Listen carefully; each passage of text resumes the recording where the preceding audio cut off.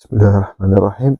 Dernièrement, on conclut le cours de dépistage par le dépistage de la malformation du rachis, qui est la scoliose et la kyphoscoliose, toujours dans les dépistages orthopédiques. Donc, la déformation du rachis de l'enfant et de l'adolescent. Le diagnostic de ces déformations repose par un dépistage aussi clinique systématique, comme la luxation congénitale de la hanche, donc, troubles auditifs visuels, c'est les examens paracliniques. Troubles orthopédiques ou bien déformations orthopédiques, c'est la clinique, la notion de la clinique et le dépistage qui se fait de façon qui est, on répète, systématique pour tout enfant. Donc la scoliose. Donc voilà, la scoliose, c'est la déformation du rachis. Notez-vous bien, c'est note, ça vous avez vu l'année passée dans votre sémiologie. Vous êtes en train de le revoir maintenant en pédiatrie et on va le traiter bien détaillé dans le module de traumatologie où on va voir cette scoliose.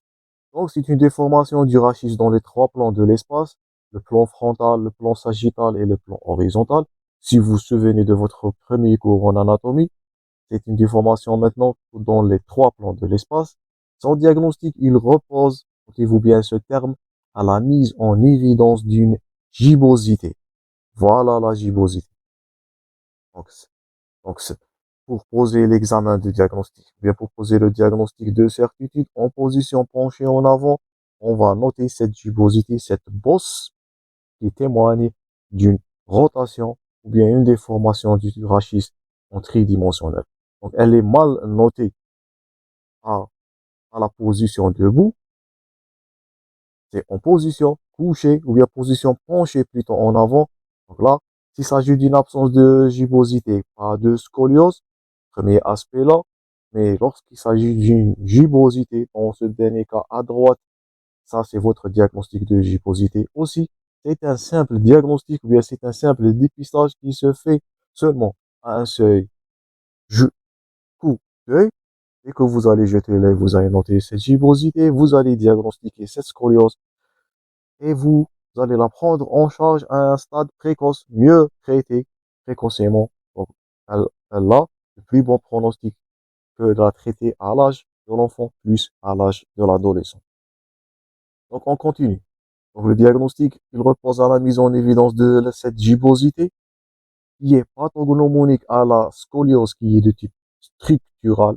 Donc, nous sommes en train de dépister la scoliose selon sa forme vraie, pas une attitude scoliotique. Cette attitude scoliotique peut être secondaire à une malformation du bassin ou bien inégalité des membres.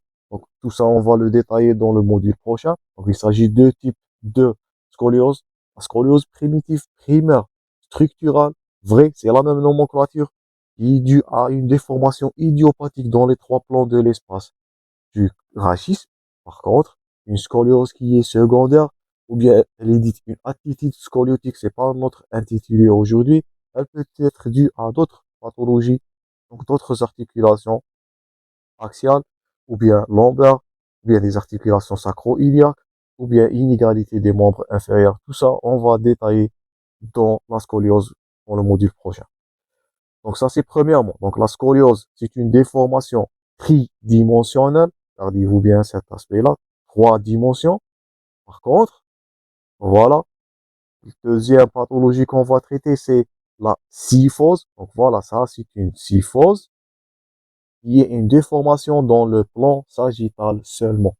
Donc on répète, scoliose, déformation tridimensionnelle, kyphose ou bien hyperkyphose. Donc, tout homme, il a une kyphose qui est physiologique. D'abord, vous avez deux kyphoses et deux lordoses dans la colonne cervicale ou bien dans la colonne vertébrale. Vous avez premièrement une kyphose thoracique. Voilà la kyphose thoracique. Une kyphose qui est sacrée. Ça, vous allez le revoir dans la MPR, médecine physique et la réadaptation ou la rééducation. Et deux lordoses, une lordose lombaire et une lordose cervicale. Parfois, cette kyphose thoracique, elle peut être exagérée. On parlera d'hyperkyphose ou bien la kyphose pathologique, qui est la déformation, on répète, dans le plan sagittal. Donc, je pense que c'est clair pour les deux définitions. Donc, un étudiant en cycle clinique ne doit pas confondre entre scoliose et kyphose. et, et il doit, dans ce cours, poser le diagnostic de dépistage. C'est facile à un examen clinique et orienté, surtout notre but dans ce cours, c'est d'orienter vers un avis spécialiste en, en traumatologie. Non, nous savons c'est quoi la scoliose, c'est quoi la syphose. Maintenant, à qui dépister? Qui, quels sont les enfants, bien les nouveau-nés, quelles sont la population qui est concernée par cette déformation? Donc, premièrement, donc voilà, ça c'est une scoliose tridimensionnelle. Vous notez bien, donc malheureusement c'est avancé.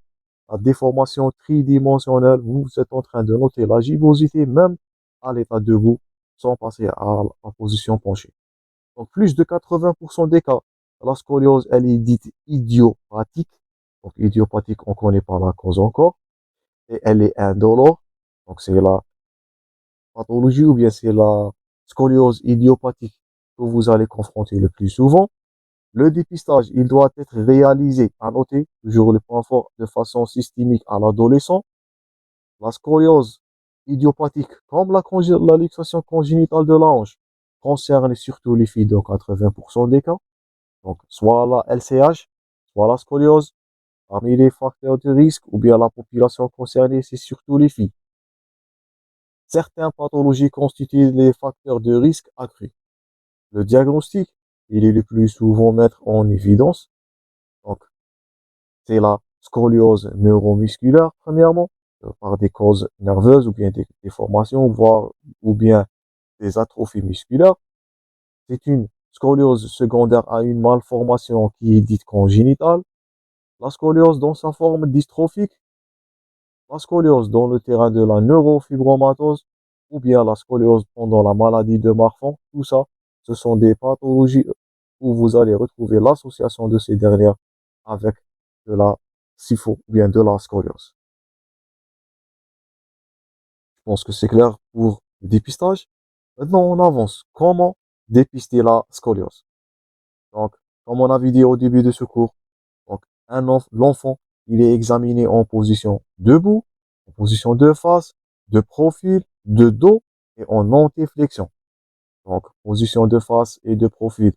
Vous êtes en train de rechercher la syphose, surtout en position ou bien en vue de profil. Mais surtout, pour poser le diagnostic, on répète pour la deuxième fois, c'est ce que vous êtes censé de retenir en pédiatrie, pas les détails orthopédiques. Donc, vous êtes censé de garder que le diagnostic, surtout de la scoliose, il est noté dans la position ou bien en antéflexion. Mais pas seulement vous allez dépister la scoliose, peut-être une syphose en association, bien une syphose aussi nécessite du dépistage. Donc, les positions d'examen, debout, de face, de profil, de dos et en antéflexion, 4 positions. Voilà une gibbosité qui est mieux indiquée dans votre support. Gibbosité droite, souvent la déformation, la scoliose, elle est vers la droite. Vous allez voir ça en antérieur. Donc, dans le plan horizontal, il y a toujours, donc c'est à noter, il y a toujours une rotation des vertèbres autour de leur axe vertical. On dit qu'il s'agit, ou bien cette rotation, elle se traduit cliniquement par la gibbosité. Donc, on dit qu'il s'agit d'une scoliose lorsqu'il s'agit d'une rotation, donc la composante majoritaire dans la kyphoscoliose, ou bien plutôt dans la scoliose. Donc, c'est pas l'inclinaison, c'est pas la déformation, c'est la rotation, si on vous pose la question. Et c'est cette rotation du rachis qui va vous donner, ou bien qui va être transformée, manifestée sur le plan clinique par la gibbosité. C'est écrit en gras, c'est à retenir et c'est hyper tombable comme question d'examen. Maintenant, dernièrement, ou bien les dernières plaques, donc dépister la scoliose. Comment? Donc premièrement, le bilan d'imagerie, donc après la clinique, après que vous avez mis en évidence cette scoliose, bien là s'il faut, ça dépend selon le cas, vous allez passer, donc là voilà, l'examen à l'œil nu, mettre en évidence cette gibbosité, voilà, donc ça c'est l'angle de coupe, on va le voir dans juste quelques lignes, voilà, à l'imagerie. Donc le premier bilan d'imagerie, il comporte, c'est à noter, donc, bilan de première intention, c'est la radiographie du rachis en entier. de dos et de profil en position debout. Donc le dépistage, c'était penché en avant, la radiographie en position debout. Cette radiographie va vous permettre de calculer une valeur ou bien un variable très important qui est l'angle de COP. Donc est-ce que c'est une angle de COP? C'est une valeur dont l'évaluation elle va faciliter la surveillance de la scoliose et son évolutivité. Donc pour calculer cet angle de COP, c'est simple. Donc on va poser notre repère sur les deux vertèbres. La première vertèbre où on va noter la déformation, voilà. L'exemple là, c'est au niveau de T12. Donc ça, c'est L1, L2, L3, L4 et L5. Ça, c'est T12 si on donne l'exemple. Donc la première vertèbre. Donc, donc ça. Et la deuxième qui est en rouge, ça, c'est T5. Donc la section ou bien la partie, la portion où on note le début et la fin de cette déformation. On va tracer deux lignes tangentielles. La première qui est en association avec, bien qui est tangentielle à la vertèbre en bas, l'extrémité inférieure de la vertèbre en bas de la déformation et un deuxième, ou bien une deuxième ligne tangentielle à l'extrémité supérieure de la vertèbre en haut de la déformation. Et voilà, l'intersection de ces deux lignes va vous donner un angle qui est dit l'angle de Cope.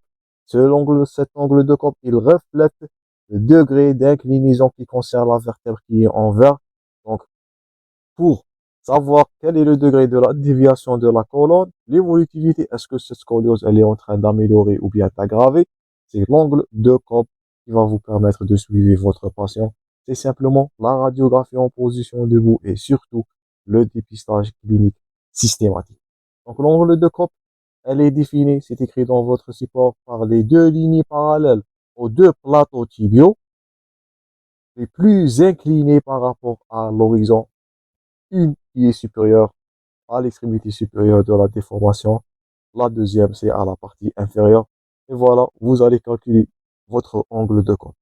Donc, les compétences que vous devez acquérir dans cette partie, comment dépister la scoliose, c'est clinique, surtout la position en anté-flexion. Deuxièmement, qui dépister? Tout enfant, surtout les facteurs de risque qu'on avait cités, le sexe féminin. Souvent, cette dernière, on répète, elle est idiopathique, mais elle peut être associée à d'autres syndromes, comme le syndrome de Marfan, des syndromes neurologiques, dystrophie musculaire. Ça, ce sont des patients vulnérables, ou bien des enfants vulnérables à développer cette scoliose. Les bilans à prescrire.